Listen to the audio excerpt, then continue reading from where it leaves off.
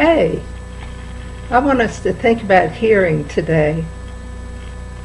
We know that hearing is the process of interpreting sound. Mammals have ears that are outside of their bodies and come in different shapes, like a jackrabbit's or yours and mine, which are cup-like. And this allows the sound to penetrate in through our ear canals down into the nerve endings, and then what we hear is interpreted by the brain. But all creatures don't hear in the same way. For instance, a snake sticks its tongue out and picks up vibrations and sound and heat through its tongue. It's interesting that a cricket has organs of hearing in its knees, and that's how a cricket hears. Well, Jesus said, if you have ears to hear, hear. He also pointed out to us that you can hear and not hear. So I'm thinking today, what is it with us that we can hear and not hear?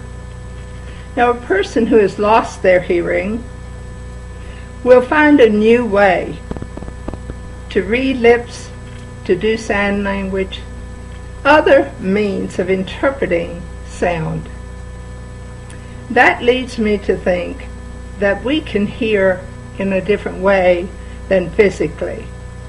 Indeed, it's true that you can hear in a new way by picking up body language, by watching a person speak, by interpreting what they say through your heart or your inner being.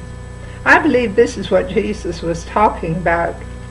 When he said you can hear but not hear, he was referring to the place of our hearing with our physical ears, but having a heart that is closed to what is being said. Now, if we want to be a good listener, we have to stop practicing what our answer is going to be in order to hear all that a person is saying.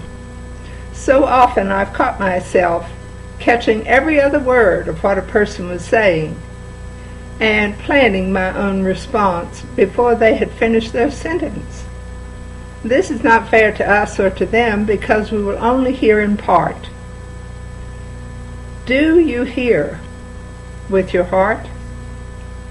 How can we hear God if we're only listening with a physical ear?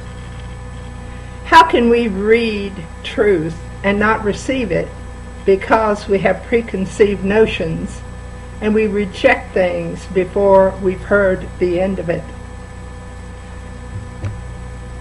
Do you have ears to hear? Do you have an inner sensitivity that will listen with your senses, with your heart, before you reach a conclusion?